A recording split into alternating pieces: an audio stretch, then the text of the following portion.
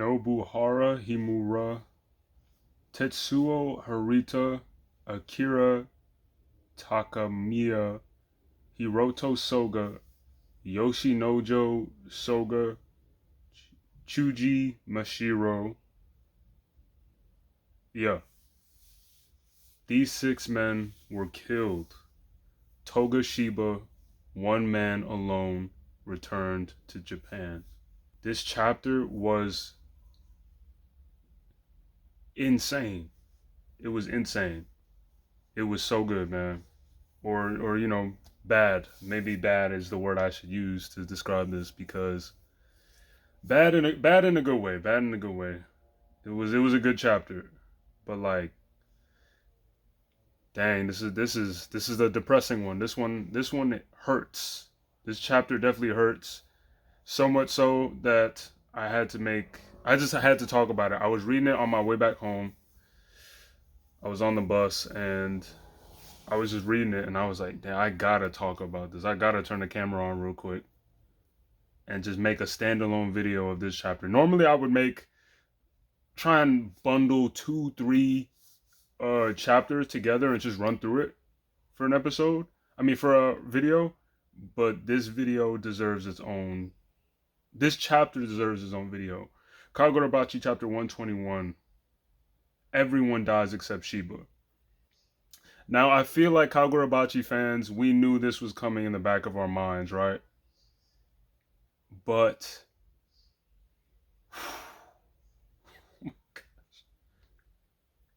to watch it, to witness. Oh my gosh. I was gonna name this chapter the Doomer chapter. I was gonna name it the Doomer chapter because it's just everything, all the negatives that we had in our minds up until this point.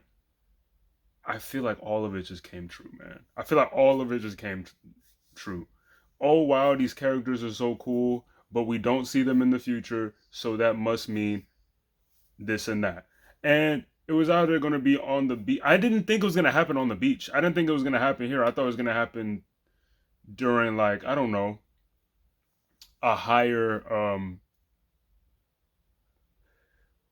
point in the story. I don't know, when like the sorcerer blades were made already and the war was reaching its climax. I thought that's when we were going to see people get embodied, but I stand corrected, man. I stand corrected. This is the end of the Hiroshima talks. This is the last chapter. It says in this panel, it's a full spread of page 14 and 15, and this is chapter 121. The Hiroshima talks ends. This is it. This is the end of the Hiroshima talks, and the way that it ends is so poetic. Like the artistry here of um the prince here defeating our heroes, bodying everybody, dragging Shiba back to the place where this all started. It started with Shiba and his people ready to deal with things. Like, yo, we're here. Hey, go home. We don't want you here. And that's how it starts, and it ends with Shiba barely conscious, barely caught, blah, blah, blah, blah, blah, just barely awake on the ground. And this kind of superiority that we're seeing here with the prince back on the couch, back in the same position he was in when this Hiroshima, when these talks happened, the Hiroshima talks, and they even have the old man and the entourage back in the same place because they all regenerated. It's so crazy. It's so masterful how the artist did this. How they did this, man.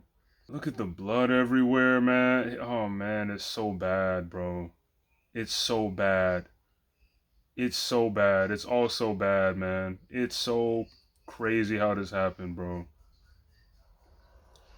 The chapter starts off with the prince regenerating after he got an entire boat slammed on him. I already knew things were gonna go bad. If you're regenerating, you basically respawn after an entire ship lands on your head, and you're still the panels. The chapter starts with him regenerating. I was like, oh yeah, someone's gonna die. Someone's gonna get killed, and it's not gonna be this guy. Somebody, it's not. This is not right. He should be dead, right? But he's still here.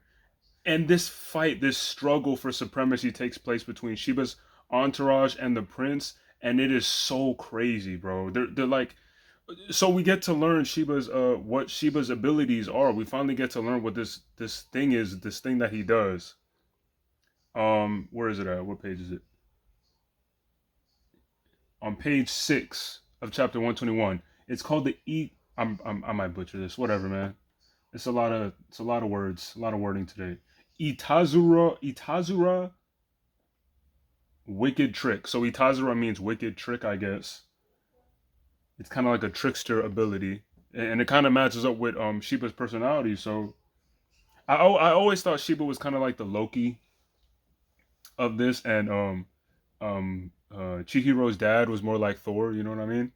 More like honorable and more stoic. You know, I look back to those early chapters of Kagurabachi with Chihiro and his father. You know, his father talking to him and them, um, you know, spending time together. You know, the flashbacks and whatnot. But yeah. So Itazura, Shiba's ability, his teleportation ability, or whatever this is called, enables him. Itazura enables him to activate a momentary error for himself and whomever he touches, freely manipulating their positional information and physical properties such as height, weight, and so on. I'm not entirely sure what this means. I'm He's able to manipulate physical properties such as height, weight, and so on. It sounds like kind of like an Ant-Man situation where maybe he's able to manipulate. I'm just thinking like maybe he can make other people bigger, maybe even make other people smaller. Maybe he can enlarge in himself or shrink himself. We haven't seen him use any abilities like that. All I've seen him do is teleport, is spam teleportation kind of. It sounds like he's able to kind of manipulate the space around him using sorcery. Um, I guess that's what it is. I don't know. I hope they explain more, or we get to see more of, you know, more range of his Itazura, you know. So, but that's cool. We finally get to know more about Shiba's abilities. So that's what's up, man. And so now what's happening is kind of just this power struggle between Shiba's entourage and the prince. And we get this cool panel with I think Shiba kind of in his mind going, now we finish him. Like this is it. We're expecting to take him down now. Like we're overpowering him, right? Everybody's ganging up on this guy right now. And on page, I want to say page 8 of chapter 121, the doomer pages, man, the doomer panels, bro. Our guys get hit basically. It's just holes are being poked through these guys. They're getting killed one by one. We see in this panel here, there's like a. I'm looking at it now. I thought it was a centipede, but it's probably like. It looks mutated, bro. It looks like a scorpion and like a centipede in this panel. Um, I don't know what I'm looking at right now, man. This looks demonic, bro. I'm guessing it's like some kind of mutated scorpion because I see the tail. I see the tail here. Everyone gets killed, basically. I'll put the panels here for you to see it, but everyone dies. Everyone dies, bro. Bro, this is brutal, bro. This is brutal, man. This is brutal. And then Shiba's apprentice, he sees that the prince is about to just end Shiba's whole career right here and grab him by the neck in like a split second. Like one panel, Shiba's looking at his apprentice. His name is Hiro because he's calling out to Hiro, so I guess his name is Hiro. Shiba's calling out to Hiro, and then the next panel, the prince's hand is right by Shiba's throat, ready to end his life. Hiro, Shiba's apprentice, he does one last move to use his sorcerer ability to just launch his katana at the prince.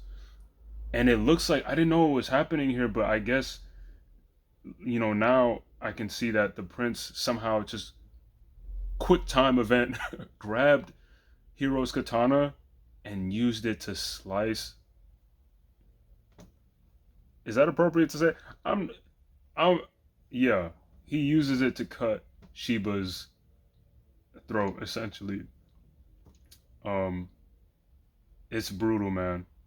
Even how that happens, he uses his friend's blade to cut his throat, essentially. And that was the last thing. That was the last thing that Hiro saw before he died.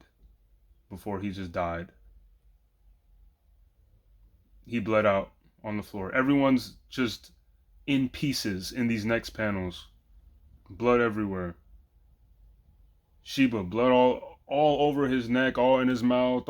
It's so graphic. I don't even think I want to put these panels up, to be honest. I try and keep this channel as PG as I possibly can. Um, so I don't even feel comfortable putting these panels up, but it is brutal, man. It's just it's a massacre. It's a massacre. I thought they were at least gonna kill this guy somehow. I don't know. Wishful thinking, man. These were the strongest guys that Japan had to offer, and they're all just KO'd, bro. They're all KO'd. We see here that the prince wants to use Shiba's abilities. He thinks Shiba's abilities are useful. That's why Shiba is still alive. He's using some kind of sorcerer ability that's able to regenerate himself, and now he's kind of using that on Shiba to regenerate Shiba. So Shiba is still alive. He's the last man standing. Everyone is gone. Everyone's dead. Shiba is the only one here. And it's just to think about that. To think about this. Like, in the beginning of Kagurabachi, Shiba wouldn't even be here if the prince didn't decide to, you're useful to me, I'm gonna let you live. I'm gonna let you relay a message to Japan. He let him live to send a message, bro. He let Shiba live to send Japan a message. Shiba wasn't even supposed to be here, bro. Think about that. We love Shiba so much. I just saw the poll in the beginning of this chapter. Shout out to Chihiro. He got number one, man. Shiba should be number one, but we don't have to talk about that. Let's move on. He wouldn't even he shouldn't even be in the beginning of Kagurabachi. He would have What would have happened was whatever would have taken place in part one or the beginning of Kagurabachi would have happened. We would have gotten the backstory, the Seitei War arc. Boom, Seitei War arc. We would have been introduced to Shiba for the first time. Oh, nice, a backstory character. Okay, cool. Like we would have Shiba would have been a backstory character. He should have been KO'd. He should have been bodied with the rest of his homies. That's crazy to think about. That's crazy to think about.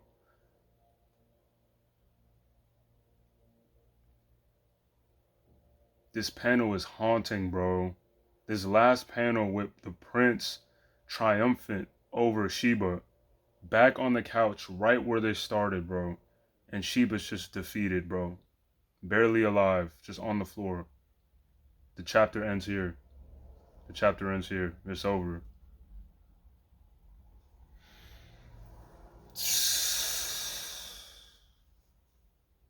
I love the storytelling in this chapter, man. I don't really mention it too much, but we even get like a quick flashback, a flashback of a flashback of Shiba and Hiro's relationship together as partners, and it's just so sad, man. It's so sad, bro. We don't even we barely even get to know these characters, bro. especially the other two. Their names have been mentioned a few times in these chapters. I still don't remember. Um, but watching them get killed, I was like, dang, bro. But Hero getting killed, that got me right here, bro. That got me right here. And we all knew they were gonna die. I knew they were gonna die at some point in the back of my mind, but not here. I didn't think we were gonna die here during the Hiroshima talks. I don't know why. I thought they were gonna kill this guy, bro. I thought they were gonna win and go home, and then have to deal with the repercussions. The people of the beach retaliating, and that would just explode the whole war. That would start off the whole war. I didn't think they were all gonna get killed here.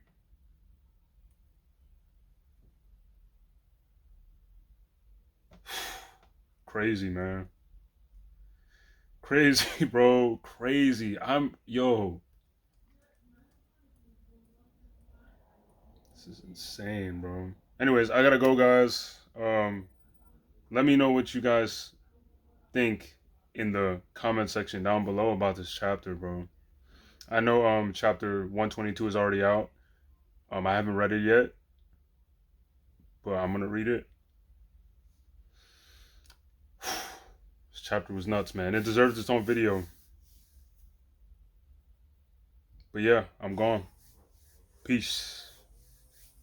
Hey guys, my name's Christopher, and I'm here to talk to you today about a children's book me and my good friend Evan are working on. It's called A Box of Wonders. We're excited to be working on our first book together and eventually give you a story you can share with the little ones. A Box of Wonders is a story about a father occupied with work so much so that he doesn't have time to tell his son a bedtime story. The father's solution? Giving his son an advanced AI box that can tell the boy all kinds of incredible stories. So incredible that the boy is hooked on this box and prefers the box over his father's storytelling. The boy at this point is glued to the mesmerizing stories the box can tell him and doesn't interact with his parents like he used to. But the boy will soon realize that even after all the amazing stories this AI box can tell, it's nothing compared to the loving bond and time shared with family. I'm telling you, man. The book's still a work in progress, but if you guys want to support our book right now, you can start with supporting my Patreon. Just get on your device and type patreon.com/ChrisOAjayi. That's patreon.com/ChrisOAjayi, A-J-A-Y-I. And you can become a member today. We'll be posting the early artwork of the panels for your eyes only on Patreon. So this is behind the scenes content. You'll get to take a look at the whole story from beginning to end before the official book releases. Well, that's all I got for you today. Thank you so much for listening. We're so excited, me and Evan, to be working on this children's book and present it to you guys in the future. Yeah, and so I just wish you have a blessed day, and until next time, peace, y'all.